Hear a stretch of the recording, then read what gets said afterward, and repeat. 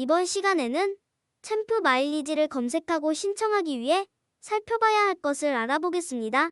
먼저 구글이나 다음에서 우석대 챔프 마일리지를 입력한 후 화면에서 보이는 바와 같이 우석 챔프 마일리지 소개 창을 클릭하면 됩니다. 챔프 마일리지 홈페이지에는 여러 개의 섹션이 있는데요. 그중 챔프 비교과 프로그램 섹션을 클릭하면 지금 진행되고 있거나 신청할 수 있는 모든 비교과 프로그램이 표시됩니다. 챔프 비교과 프로그램 섹션에는 전체 프로그램 및 각각의 영역별 프로그램 섹션으로 구분되어 있는데 특별한 경우가 아니라면 전체에서 프로그램을 살펴보는 것이 좋습니다. 화면 오른쪽 끝에는 비교과 캘린더가 있어 매월 운영되는 프로그램 전체 일정이 나타나는데 활성화되어 있지 않아 정보가 표시되지 않은 경우가 많습니다. 그래서 전체 섹션에서 프로그램을 확인하는 것이 좋습니다. 전체를 클릭하면 보이는 화면이 나타나는데 전주와 진천 캠퍼스로 구분하여 프로그램을 볼 수 있지만 여기서도 전체 보기를 선택하여 프로그램을 살펴보는 것을 추천합니다. 또한 상세 검색 탭을 선택하여 조건별 프로그램을 찾을 수도 있습니다. 그럼 표시된 구체적 프로그램을 살펴볼까요? 먼저 첫 화면에 표시된 내가 쓰는 완소 진로 이야기를 보면 화면 왼쪽 상단에 보라색으로 임박이라는 단어와 M15나 M30을 볼 수 있는데요. 이것은 곧 마감될 프로그램이고 참여할 때 학생이 적립할 수 있는 마일리지 점수를 나타냅니다. 그럼 마일리지 30점을 주고 신청 마감이 얼마 남지 않은 프로그램인 내가 쓰는 완수 진로 이야기 1을 더블 클릭해서 살펴보도록 하겠습니다.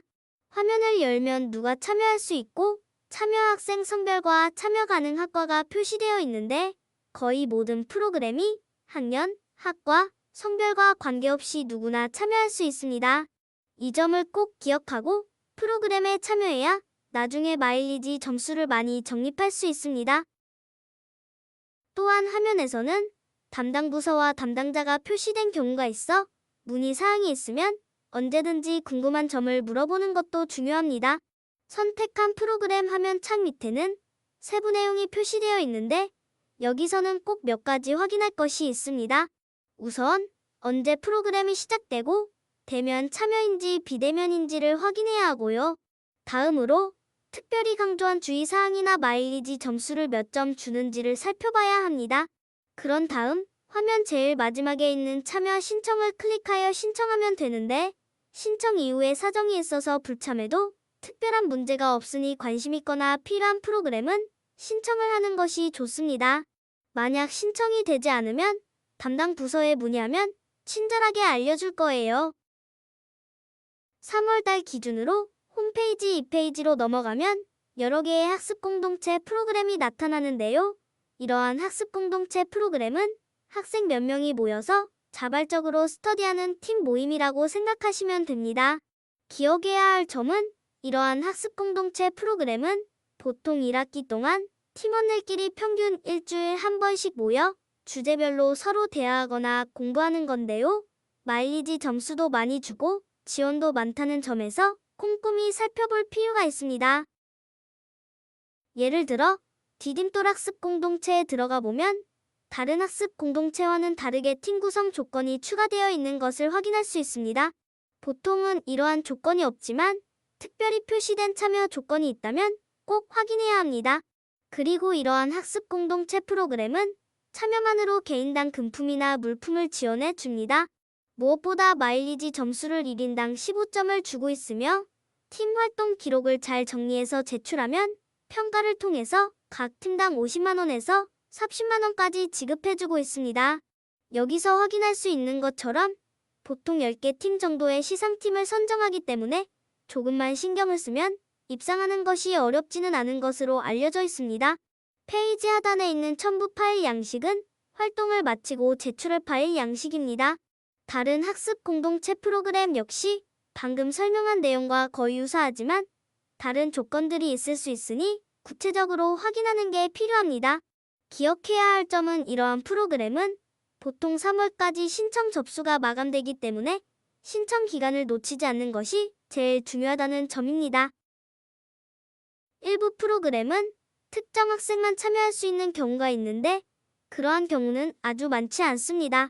그러나 여대생 맞춤형 집단 상담 프로그램처럼 여학생만 참여할 수 있는 프로그램들도 있는데 표시된 바로는 마일리지 점수가 15점이어서 비교적 높은 마일리지를 적립할 수 있는 기회가 됩니다.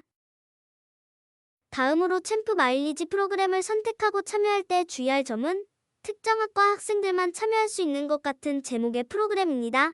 예를 들어 보건복지대학 맞춤형 긍정심학 프로그램의 경우 보건복지대학 학생만 대상으로 하는 것으로 생각할 수 있습니다.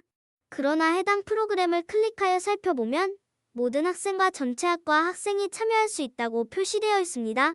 물론 특정 학과 학생만 참여하는 비교과 프로그램도 있지만 모집 대상이나 모집 학과를 꼭 살펴본 후 신청이 가능하다면 신청하여 참여하는 것이 마일리지 점수를 높이는 좋은 전략 중 하나라는 점을 꼭 기억해 주세요. 챔프 마일리지 프로그램은 반드시 대면으로 참여해야만 마일리지를 적립할 수 있는 것은 아닙니다. 설문조사에 참여해도 마일리지 점수가 인정되기도 하며 여기서 볼 수 있는 것처럼 채용 설명회를 온라인으로 참여해도 마일리지 점수가 부여됩니다.